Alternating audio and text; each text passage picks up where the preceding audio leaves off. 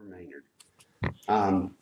Tony, would you like to start out? Absolutely. Good afternoon. Thank you both for joining us today. We'd like to invite you to tell us a little bit about yourselves, and then why you're running for sheriff's office. And if it's okay, we'll start with ladies first. Sure. I should just have a recording. Save some time. So my name is Debra Maynard. I'm 56 years old. I've not got a hometown per se. I was born in Caribou, Maine. I only lived there for 6 months. We moved a lot. Dad was a preacher and church planting. We moved about every 2 years. So the place I've lived longest is St. Augustine, Florida. I moved here in '98. Been here ever since. So I call this home. Just a little bit about my background. I do have 2 children, ages 33 and 31, and 4 grandchildren, twin girls age 7, and 2 boys, 5 and 3. Love them to death. A lot of fun. You need to have some here, David. You're waiting. So then I went to college in '78, went to then Liberty Baptist College. My degree that I was following at the time was health and physical education. I left there and went to Messiah College after I got engaged to be married. I moved to Pittsburgh. I worked there for Pittsburgh Hearing, Speech, and Deaf Services. I worked in the office and also was a call-out interpreter for the deaf, which was anything that you can imagine, from college classes to interpreting for people who were having babies. That was a lot of fun. From there, I started teaching in a K-12 program, which was accelerated Christian education, where the children learned at their own pace. And from there, I moved to upstate New York and became an educator in the school system there. I started as a long-term substitute. When I moved to St. Augustine, I worked for Florida School for the Deaf and Blind for about 1.5 years, where then I was hired by one of the dentists here locally and worked for him right about 9 years as an office manager. Back in 2006, the sheriff started the Civilian Law Enforcement Academy, and I got goaded into going. Absolutely loved it. And so at the ripe age of 45, I thought, as a second career, what a great thing to do. Went into law enforcement. Went to the academy, went to St. Johns River. From there, became a deputy here in St. Johns County. I did go back to school during that time to get a degree in criminal justice, which I did. And from there, I got a degree in human services counseling within the criminal justice field and got my master's degree. And here I am today, running for sheriff. Very good. Well, thank you. I guess my story begins law enforcement-wise 35 years ago. At the age of 19 or 20, I was born and raised in Massachusetts. I came down my father and mother had retired down here after I finished. I was in basic military training, and I stopped here on the way back up north. And after 2 months up north of sleet and neon pizza signs, I decided the beach was was much more attractive than staying up north. So at the age of 19, I came to Florida, got a construction job within a day of moving here down at the old Deltona. And everybody asks why you got in law enforcement, and I'll tell you, I was on the top of a roof working on construction about this time of the year, and I saw a patrol car drive by with the windows rolled up, and I said, that dude's got air conditioning. So initially it was just air conditioning, but my motives became a lot more noble after that. I began with the St. Augustine Police Department in 1981 as a patrol officer. I worked for 10 years as a patrol officer, uniform patrol, and in 1991 I got promoted to sergeant and spent the next 7 years as a road sergeant, again, uniform patrol. In 1998, I got promoted to the rank of lieutenant, which eventually morphed into the rank of commander during some reorganization. So I became lieutenant and then a commander, and I stayed a commander. I was the administrative services commander for half the time, and then I was the operations commander, which of course involves patrol and investigations. In 2000, I was fortunate enough to be appointed chief of police in the city of St. Augustine, and I spent 4 years as the chief of police, at which time, I guess it was 2004, the notion struck me to run for sheriff. So I ran for sheriff. Our longtime sheriff, God rest his soul, Neil Perry, that many of us knew and loved, and often think about Neil. At any rate, I ran in 2004 and got elected. And then I ran in the next 2 terms. I was unopposed. I got elected for the next 2 terms. So today I sit approaching my 4th and final term. While all of that was going on, many other things happened. I just want to touch on a few. I began a military career about the same time as I did with my civilian career. And the military career really, I tell people all the time, I got skill sets in the military that I couldn't have gotten anywhere else. I don't care, college or anywhere. I started as an enlisted soldier in 1987. I became a commissioned officer after attending officer candidate school here at Camp Landing. And I spent 24 years in the military. I've served in every command position up to battalion staff. I was a platoon leader, an executive officer, a unit commander. And I was really fortunate to be able to I was an engineer officer, if you can figure that out, but I was an engineer officer. Strength is not my strong point. Math is not my strong point.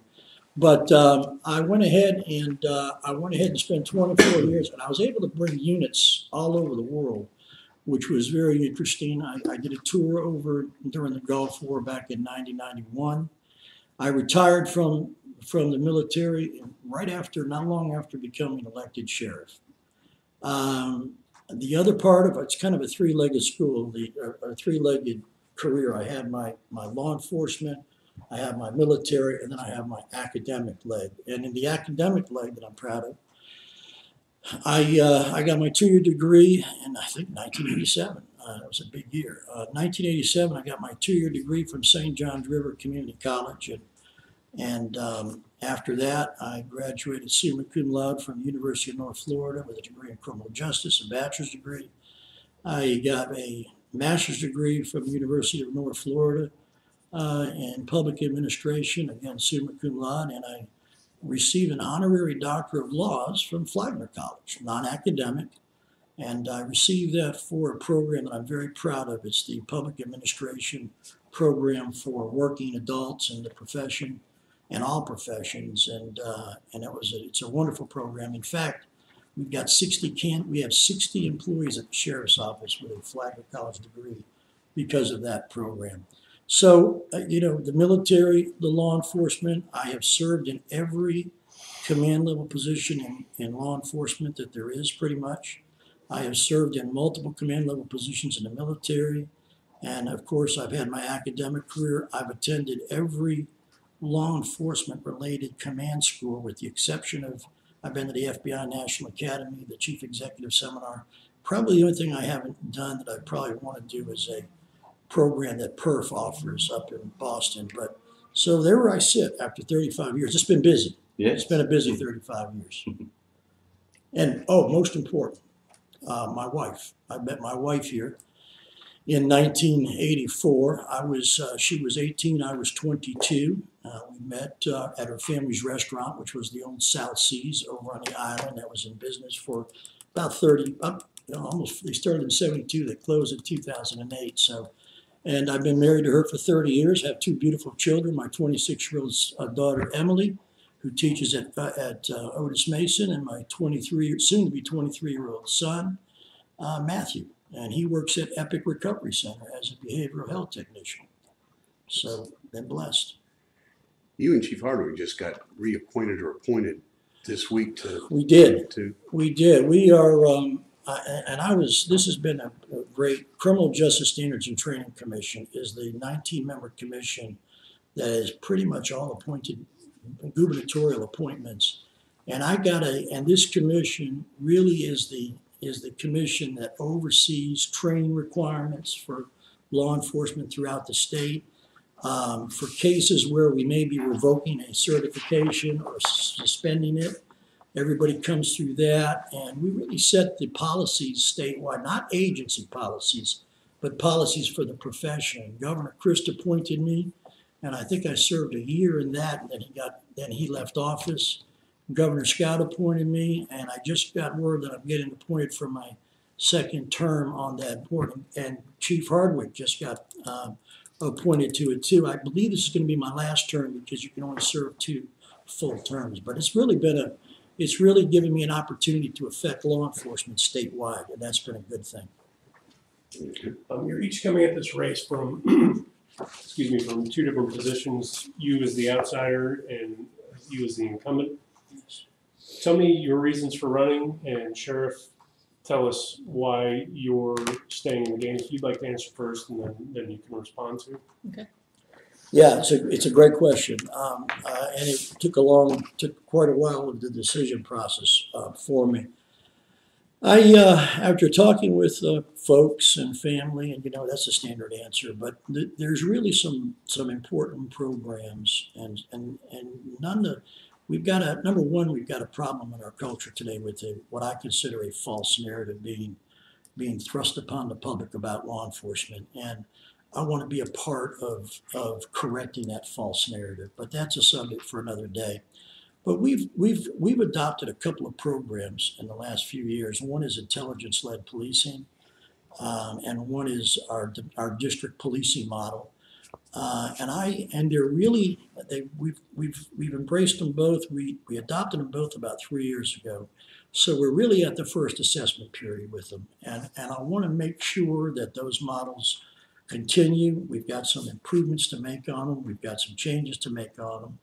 I have also been, throughout my career, a very strong advocate for people that suffer mental illness, addiction, and homelessness. And I'm really at a point now, and a lot of it's because I think our legislature has finally figured out that there's got to be a better way than trying to arrest our way out of those issues. And I'm really at a point and a position now where I think I can make a difference. Well, I know I can. While I was president of the Florida Sheriff's Association, last year we were able to get an $800,000 appropriation to get every cop in the state trained in CIT training, which of course is crisis intervention training. We're doing I fought for 25 years for a detox center after they closed down the old Twin Oaks gym. That is where it's on US 1, I can't think of the name of it, St. Gerard campus, where the St. Gerard campus is. We lost that. We had it back in the early 80s, and then we lost it. We finally got it back after 25 years of trying to get it. We got a detox center. We finally got a FACT team recently, which I think is going to be a game changer for our county. We just opened a drop-in center on 16, and we used some of our confiscation funds to help make that happen, and we did with the detox center as well, putting that money we seized from dopers out to treat people that are suffering from addiction. We're on the cusp now of working on some other things, and internally, we're getting ready to hire probably in the next 6 months, if you can believe it, a licensed clinical mental health worker to help us navigate through a lot of these issues. So let me kind of close up my answer. I know I can have an effect on that. We are also engaged in a lot of succession planning and some of these other things. So most of all, I still have a fire in the belly to do this job. I got into this job for one reason and one reason only, and that was to try to help people. And sometimes that required taking them to jail, but more often than not, it wasn't jail. If I could avoid taking somebody to jail, I often did. So I still have a passion for helping people that I've had since day one, and I still have that passion. I don't need it. I don't need 4 years. I can retire today, and I've had a wonderful career. I've been blessed, but I figured I'd give it 4 more years. Okay, the reason that I'm running, well, first of all, when I went into law enforcement, I saw it as a great opportunity to help folks. That's what you do every day. Helping good people have on their worst day. And that could be anything from their car being broken into to being the one telling somebody that their child is dead in the other room. Has a lot of ups and downs, but that's where it's at. And there is no better profession, in my opinion, than law enforcement to be able to help us. And there's so much shuts every window until he has you where he wants you. So that's part of why I'm getting into law enforcement, because I believe that's where God wants me to be. The other reason is just talking to a lot of people in the community. Sorry, David, there's some people that are not happy with some things that have gone on in our community. So after much prayer and consideration, I've decided to run for sheriff. I believe not only in being able to do the job and do it well, but people haven't had a choice, and I think having a choice is good. People need to weigh their options and just look at the backgrounds and see what people can offer. And I think it was time to step up to the plate. But honestly, law enforcement career, nothing like it. Ups, downs, good days, bad days. This heat really was not a lot of fun wearing that vest, I'll tell you. It kind of melted on the streets. But when you're the one to be able to sit there and hold someone's hand and explain what happened to their child or their parent or whatever it may be, to see the light go off and them thank you for doing the job. That's probably why the sheriff has stayed in it so long. It's a commendable profession, and I'm just coming at it from a different aspect. Debra, you mentioned some things that people didn't like. How has the current administration failed in areas that concern you the most? Well, one thing that I saw when I worked at the sheriff's office, I'm not pleased by the amount of, how do you say it? There are a handful of deputies who don't like to play by the rules. You will always have a handful. They give the good guys a bad name. Okay, and some people have shared their stories, and they're not happy about it. They're not happy about, gosh, being pulled over and asked for a date. Okay, that kind of threw me, but I did have somebody share that story with me, that recently they had been pulled over for no reason except to be asked on a date. So how do you fix a problem like that? What changes under your view to Accountability. And being, but how can you prevent a deputy from pulling someone over? You absolutely cannot prevent it. It's going to happen. It's what you do with it after you find out about it. Okay, some people feel as though they haven't gotten the right response from investigations at the sheriff's office. Internal investigations, is that what you're speaking of? Or not investigated at all, or complaints not handled accordingly. Look, you're always going to have people who've got a complaint. No matter what you do, no matter how hard you try to do your job right, they'll always have a complaint. So it's a matter of how it's handled. And the way it, from a female perspective, may handle it different than a male perspective.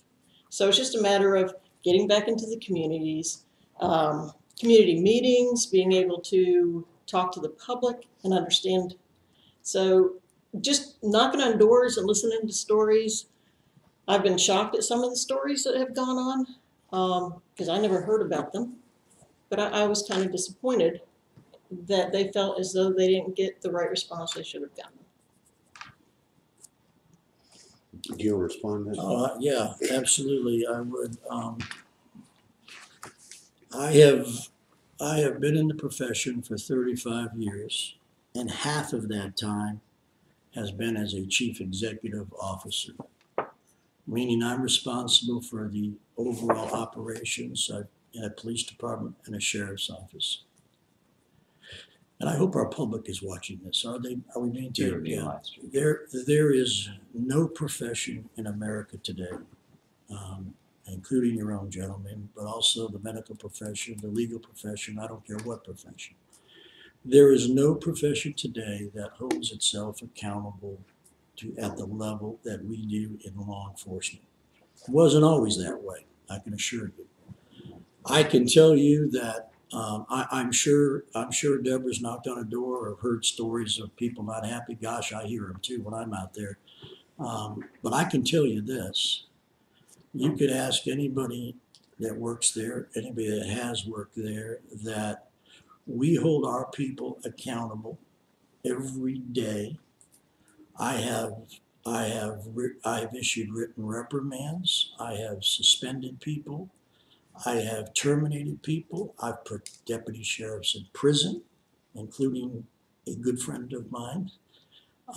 We don't have any choice. We have to hold our people accountable. If we don't, bad things happen. And when we do, I could, and when I said that about we do it more than any other profession, I wouldn't say it unless I could prove it. I mean, I could fill up an 18-wheeler with the discipline that I've handed out since I've been sheriff just for 12 years and while I was police chief before that. But you know, even when you do that, you're going to have 5% that are going to play games, and if you get rid of them, there's going to be another 5% that coming right behind them. But I don't know of any law enforcement, and I'm sure there are, that don't hold their people accountable. But I want the public to know that we at the sheriff's office, and if they can come out anytime and look at any records. We're transparent. We're an open book. And there's literally almost a week that doesn't go by when I don't discipline somebody at the sheriff's office. But the key is, when you do it in such a way that it becomes in many cases, a learning environment for them, and that you leave them with their dignity and their respect intact. I try to do both. I can't say I'm perfect, but I never let perfect get in the way of good. So I would obviously disagree with Deb. I think we do a tremendous job holding deputy sheriffs accountable. And if you hear anything like that, just send them out. And but that's my answer. I'm pretty passionate about it because I've seen what can happen if a deputy or a cop is able to get away with stuff. I mean, that doesn't get better. When a cop goes bad or there's a problem with a cop, if you don't address it early on, it's not a situation that gets better. If he asks one girl out on the date on a traffic stop, that's going to get worse. So you got to catch it early, and we do, for the most part. Would you like to respond? Well, my response would be, Sheriff, I'm aware of several cases of officer-involved domestic violence that were never handled at all or reported to the state. 10 in particular that was never even given over to FDLE. Now, I understand that they have to be sustained in order for you to have to turn those over. But 911 was called. Charges were filed. And some of them still work at the agency. That's a disappointment to me because I've gone on those calls and I've been told to get back on duty. Okay, I am so glad, Debra, that you brought this up. And this is a good conversation. This is a conversation that's needed to be had for quite a long time. You have spent a lot of time advancing the narrative that somehow I am not sympathetic to victims of domestic violence, and in particular, victims of domestic violence where their partner is a law enforcement officer. And let me be very, very clear.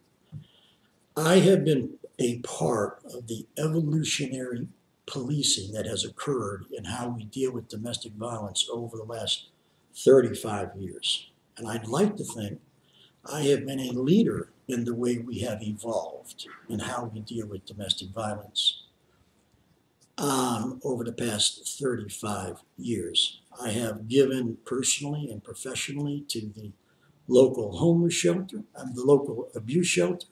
But more importantly, I have arrested, forget about investigated, I have arrested, when I say I mean the people that work for me, not me physically.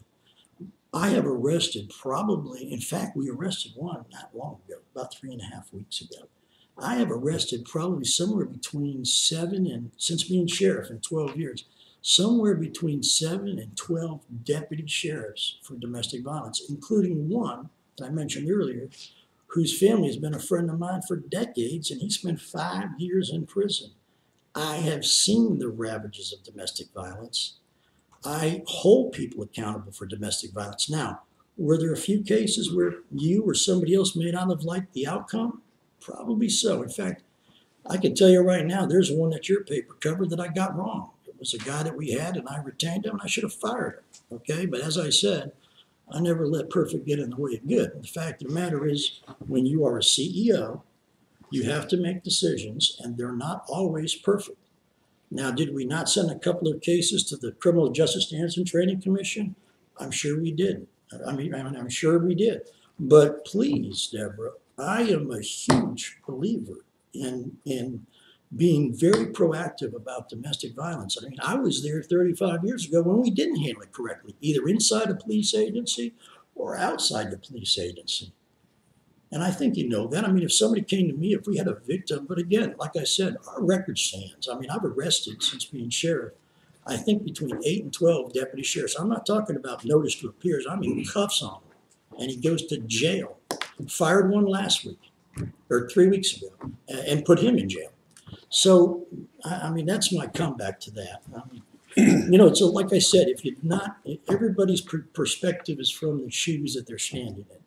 You know, if you hear a story about some domestic thing that happened, unless you know all the facts, you know, it's hard to make the judgment calls. And again, I've made calls in all these years, in these, 17, 18 years of being a chief executive officer. I haven't been perfect in all my discipline. There's some I went too strong on, there's some I went too light on, and what have you. But that's our background. But it's our response. Would you like to respond again? We will agree to disagree on that. Let's swing over to budgets and Yeah. money, because that always gets into it. I know, Sheriff, you're looking at asking about a $5 million Yeah. raise, and they're looking at maybe giving you around 4. That's what the county's recommending? Sounds like that's close. That's close. They initially came out with a number, Jim, that when they split up the new money, as you know that happens, it didn't even cover pay raises that, by the way, we suspended for 4 years for our deputies. Our county, I will tell you, overall, our county government, I think, has been very supportive of law enforcement in terms of resourcing it. And in fact, if you do the research, and I know you guys have because that's what you do for a living, if you look at all the counties in the state, we're in the top, I would say, top 25% for how much money of the county's budget, you know, who resources law enforcement the most. The challenges that we've got now is simply this, and it's we during the economic storm that occurred in 2006, that I don't know of anybody that really saw it coming, with the exception of four or five bright guys that decided to short the subprime market. But I don't know of anybody else that saw that coming, and it really, really stopped us in our tracks, and it was a benefit for it. The benefit was we were able to do some right sizing. But I've got to tell you, we're at a position now, and I think the county is going to fulfill our request. We're at the position now, we have not added a sworn uniformed deputy sheriff to road patrol since 2007. In fact, we've lost one. Now, and that's all a part of this environment that we lived in during the recession. And since 2007, we have gained, think about this, we've gained 53,000 residents in St. Johns County alone. So the reason we're asking for the kick this year on that is because I think we're asking for 12 uniformed deputies. Now, I want to make one thing clear. Since 2007, we have added some personnel to the civilian side. We have added some personnel to the corrections and the bailiff side, but that's kind of dictated by things you really can't. I mean, someone's got to guard the door. I mean, they're dictated by things other than discretion. But that's the real challenge that we've got. You know, law enforcement, we live in a community. Sometimes I think we become victims of our own success. But this county, not just law enforcement, but when you think of what this county did and where we came out of during that recession, it is astounding. Our budget today, our county budget today, is about $100 million less than when it was going into that recession. They got about 300 less positions. At the sheriff's office, I mean, we suspended our fleet rotation program. We renegotiated all of our contracts, no more overtime, elimination of out-of-state training, implementate. We've done all kinds of things to slow down the growth within the agency. And I think now we're starting to see some of the problems. I just reassigned 2 traffic deputies. Guys, traffic's the 3rd biggest problem according to our residents. And I could argue the 2nd biggest problem. I just reassigned 2 traffic deputies to the road, just answering calls for service and 911. And we're going to see more and more of that, and we're going to have to keep up with it. But I got to tell you, I've been sheriff for 12 years, and I have a great relationship. I've always had a good relationship with our boards. I think Mike Wanchek is a tremendous administrator. We're very, very fortunate to have him. He and his team have performed miracles, I think. So the challenges going forward are not going to be easy. We're going to have to, this quality of life, everybody talks about it. You know, we got the best schools, we got the best parks, we got the best this, that, crime's down. And people that are moving here today are researching it before they get here. Something that we didn't have 35. You couldn't go online and look these things up. But no one's going to stop coming. This is a very popular location and destination, and we've got challenges ahead of us, no doubt. Debra, what do you think? Is the sheriff's office right sized to do the job at hand? Is $60+ million enough for what you face? I would like to see a line item budget. I mean, it's not something that he readily puts out to see where every penny's going. Would you do that as sheriff? Yes. What I'd like to see, and I have a question in respect to something the sheriff just mentioned. You say you didn't hire any road deputies. Maybe you could clarify what you mean by that. For the time that I was there from 2007 to 2012, there was field training going on. And we did have people going through training for the road. The only answer I could give to you, Debra, is that might have been because we were down and it was getting us back up to where we were. But back to line items, you can come get a line item budget from us at any time. We budget by the line, and it's a public document, and it's online. You may be talking about zero-based budgeting, but the line item, that's the budget we use, is a line item budget. Okay. Further, I don't know, I think my approach would be a little bit different. I'm not sure exactly. I mean, I've reviewed the annual budget that the sheriff has put out, or his annual report, pardon me, correction on that. If you look at the command staff, it's rather sizable. There are a lot of commanders, and under Sheriff Perry, it used to be, and when Sheriff Shoar first started, the command staff was a lot smaller. I'd like to see that reorganized and possibly eliminate some of the commander staff and directors who make close to $100,000 a piece with their pay and the insurance and everything, all their benefits that they get. So I'd like to see that the top heaviness, for lack of a better term, pushed back down to where it would be beneficial for the road.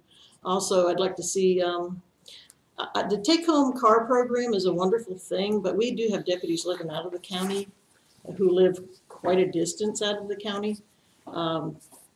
We pay for that gas, and they're not vested here in our community.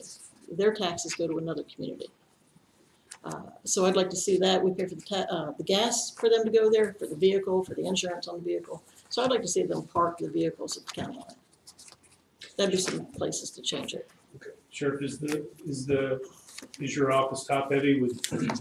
You know, that is it's actually something you hear on almost every sheriff's race around the state, that the other guy is too top heavy. We went. I think right-sizing staff is a daily challenge, and in fact, just yesterday we made some significant moves. Am I to sit here to tell you that I'm getting 100% maximum effectiveness and efficiency out of everybody that's in a command position? But let me share with you. And I think this happened after you left, Debra. But we evolved to a district policing model, and today's not the day to go into all the details. But suffice to say, prior to that, deputies were responsible and supervisors were responsible only for the hours that they worked. In other words, I'm on 3 to 11 shift, and I'm working the island. That's my responsibility. We broke the county up into 4 districts, and now the chain of command is responsible based on geography as opposed to time. And that was a smart thing to do. It was actually a wonderful thing to do, because now we have a commander in the Southwest, the Southeast, the Northeast, and the Northwest. And then we have a central commander who has the myriad of other things, including just a lot of stuff. But the way it works is those commanders are responsible for the crime conditions in the geographical boundaries of their district.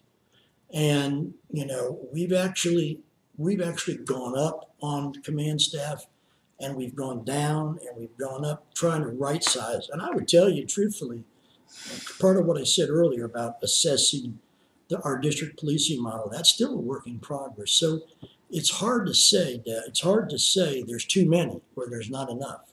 You know, if a 747, God forbid, crashes on 95 today, I ain't got enough. So it's kind of a matter of perspective, which, by the way, also goes into budgets. Policing is very hard to budget for because of our unpredictability. You know, road and bridge, I know how many roads I'm going to pave next year or how many I can't pave. I can't tell you how many people are going to call that have just been sexually assaulted or whatever the case. But I would not say that we're overly top heavy. You know, I would tell you that it's always a work in progress, and we could have 3 less command people next year. It's a target that's kind of hard to put your hand on, for sure. Cars, can I mention that real quick, Tish? We actually, unfortunately, back during the recession, I had deputies come to me and show me the house that they could get in Flagler County for $100,000 and the house they could get in St. Johns County for $100,000. And I don't like the idea of our deputies living outside of our county. Philosophically, I dislike that. Realistically, to look at a cop making $39,000 a year or a deputy making $40,000 a year and his wife's at home with the 3 kids, I allowed it that they could live outside by a certain amount of mileage, and I allowed them to take the vehicles outside for a certain amount of mileage. And I don't know if that's an issue that we need to revisit, because again, philosophically, I like them being in the community. We haven't had any real problems with it. I don't think cost is that much of a factor. You know, I do get, and it hasn't come up, but we do get, the subject of take-home vehicles comes up, and it's oftentimes the public doesn't like it. And especially if they see a family member in the car. And I will tell you, I came from a department where we didn't have it. We didn't have take-home. The PD never had take-home vehicles. I don't think they do now. And I went to one that did, so I kind of got to weigh them both. And I will tell you that after weighing them both, the benefits of the take-home vehicles are tremendous. For instance, 13% of the calls for service that we answer annually, last time I checked, which was last year, are handled by men and women who are off duty and in their patrol car. Now, if you're in that patrol car, you got to respond, and you got to check on 10/8 that you're in service. So that's a huge savings. The other savings are the other things that have changed since 35 years ago is this, and Debra, I'm sure will agree. Patrol cars have become so technological. They've become in the old days, you got in and you had a box with a radio and a blue light switch, and boom, you were gone. Now, they're almost custom made per deputy with the computers, the technology. Most of our deputies, 65% of our deputies are on special teams. SWAT, crisis intervention, hostage negotiation. Being on a special team, mobile field force. Being on a special teams means what? You got to bring special gear with you. So that's in the trunk of the car. So it's really, when you see a take-home car today, it's their office. I mean, I don't think we could pull it off if we didn't have take-home cars. The other thing about them is this. If you run those cars 24 hours a day, which is what we did in the city, and you compare that to the life of the cars that don't run 24 hours a day, cost is huge. The savings is huge. Those 24-a-day cars, they last a year and a half, 2 years, and they're ready for the graveyard. I mean, because there's just so many miles on them.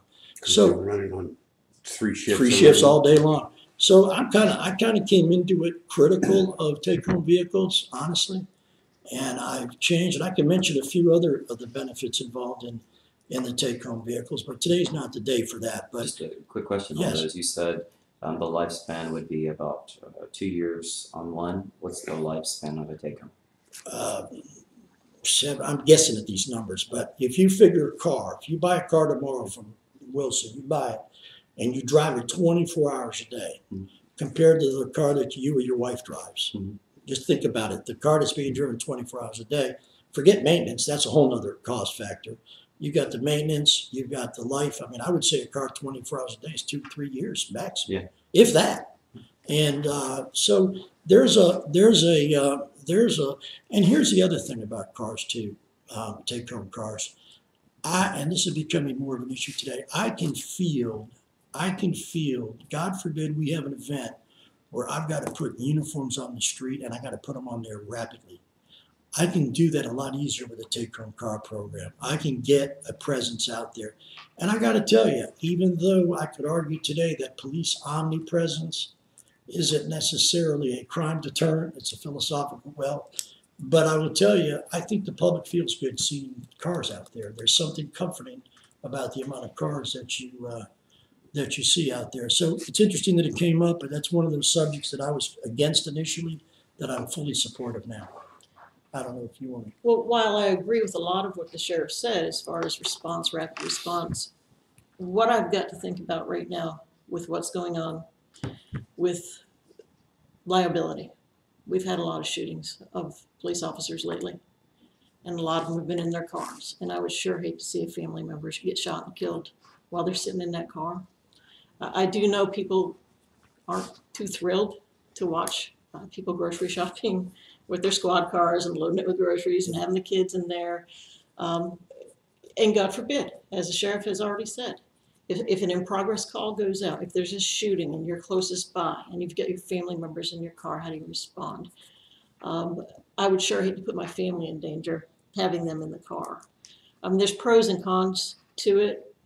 My concern is if you're on a special team and you're a SWAT member, if you live, let's say, in Fleming Island or in Jacksonville or Putnam or whatever, the liability of running code 3 from Mountain County, it's a long way, and you're going pretty fast and cutting in and out of traffic. It puts the general public at danger at some point on the interstate. And it's just a lot of things to bounce around. And right now, because of the, sad to say, there's no other word for it, the mistrust between the public and law enforcement. We need to build those relations. I sure would hate to have that liability to have a family member or a friend in the car or whatever it may be, to have them get hurt. So I would err on the side of caution. Just so you know, for clarification, if they go to a call, the family's out of the car. I mean, if they got their wives in the car and they're going to an in-progress call, Right. their wife's not, or their husband's not going with them. They're going to be on the side of the road on their cell phone calling for a ride. We spent a few minutes on this topic, but just out of curiosity, what percentage of the force is not living in the It's not. I don't have it for you, but it's not over 10. I can tell you that. And really, it happened because of real estate.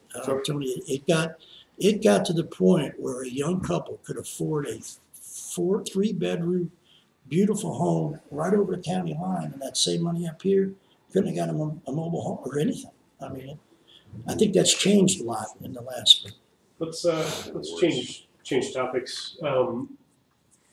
Sheriff Shoar, last year following a murder, you said one of the challenges the department was facing was an influx of crime coming from Duval County.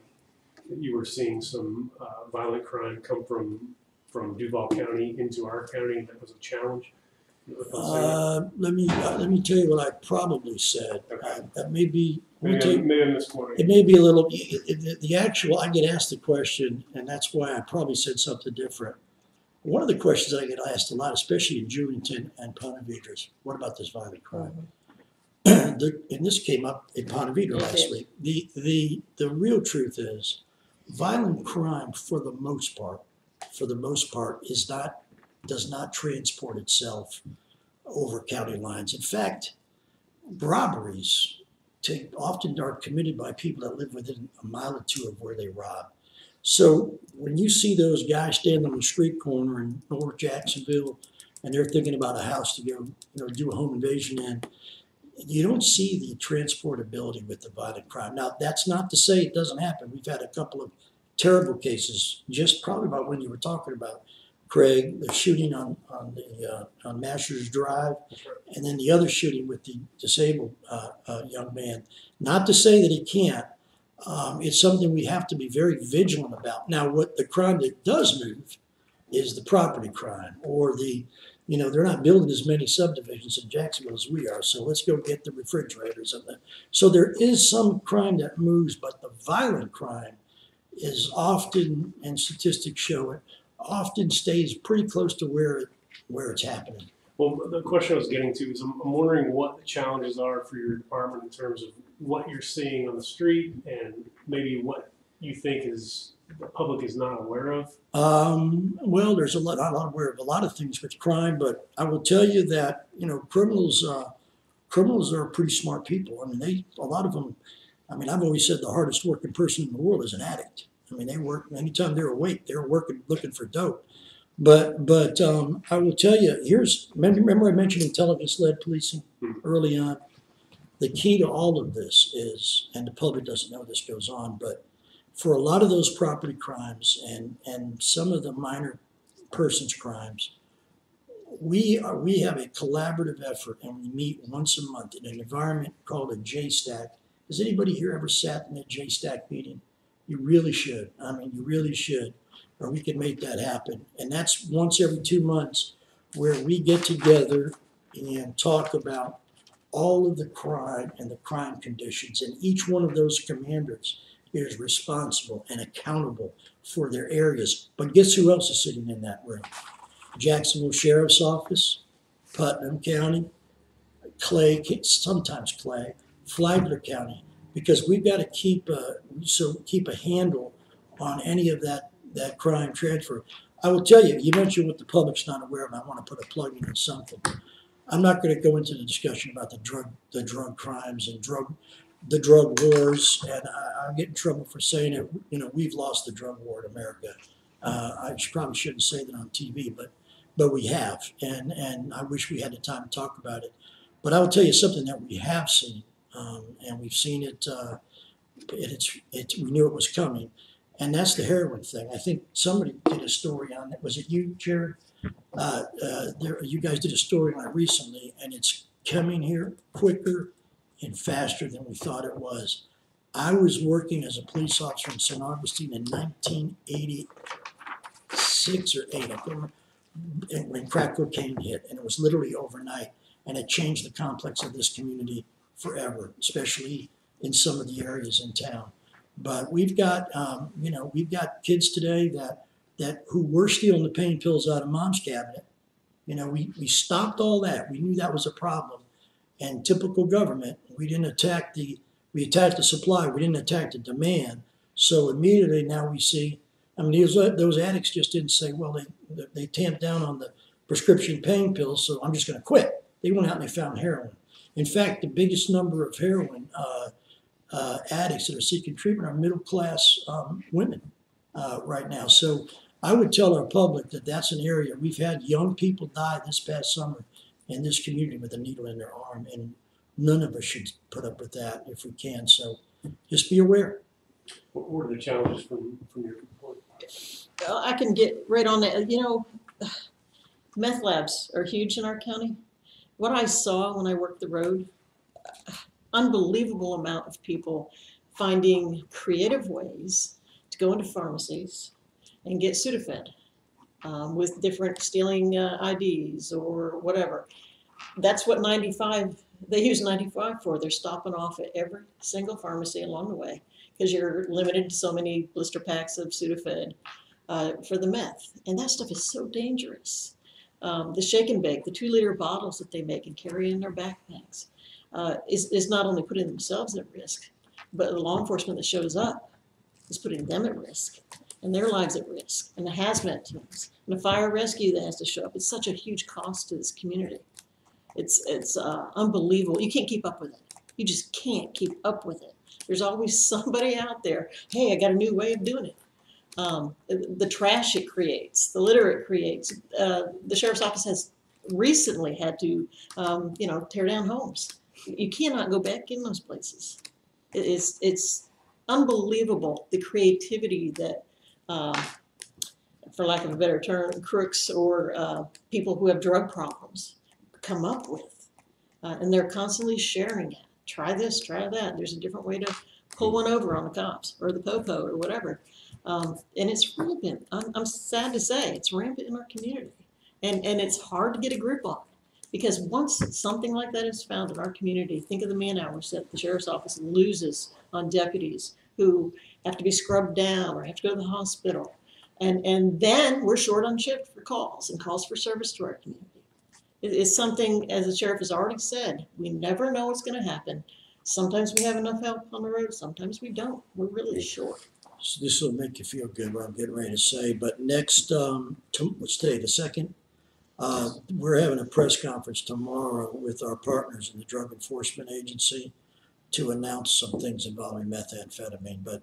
And I really don't want to go into it now, but it's going to be pretty significant. And it is a problem that we've actually led the way with shopping. We created the team that actually goes out and deals with this stuff. But big good news coming tomorrow. We're running out of time. We would like to always ask, is there anything that we didn't ask you that you'd like to talk about briefly? You understand?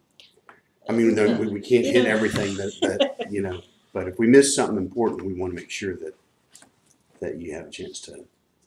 No, I think you all do a great job here. There are so many meetings coming up. I know we're both getting worn out. I mean, we work all day and we're doing these meetings. And it's a lot of hard work. Mm-hmm. And I'm sure we both can say we encourage people to please do your homework. Just, check things out. Give us a fair shake.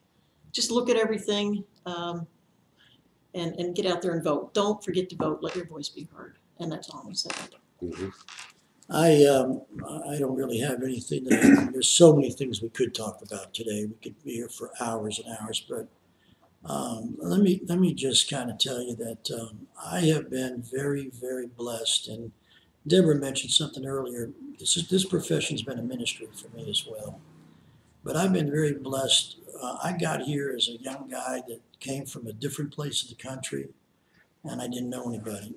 And over the past 35 years, longer, I got to serve in a police department, and I got to become the appointed chief of police. And that wasn't an easy thing, especially back in those days. And then I was blessed to have the confidence of the citizens in this community to get voted in to serve as their sheriff, a couple of terms unopposed. I've had a wonderful career in St. Johns County. I will tell you that I am in the sunset of my career, obviously. I've devoted my life to doing what I can do to make this community better. I've always had nothing but the best intentions in my heart for the citizens. I am not a perfect man. I'm a flawed man, I think, like most people. I think I've always been transparent. My phone numbers, I may be one of the only sheriffs that have their home phone number in their book, in the phone book. But I'm looking forward to the next 4 years. And we do want people to go vote. I don't own the seat of sheriff. It was a gift, and a gift someday that I'll no longer have, and that's okay. I always tell people that, Sheriff Perry really built that sheriff's office, if you think about it. And I've just had an opportunity to rearrange the furniture a little bit. And my successor, will rearrange it and improve it a little bit.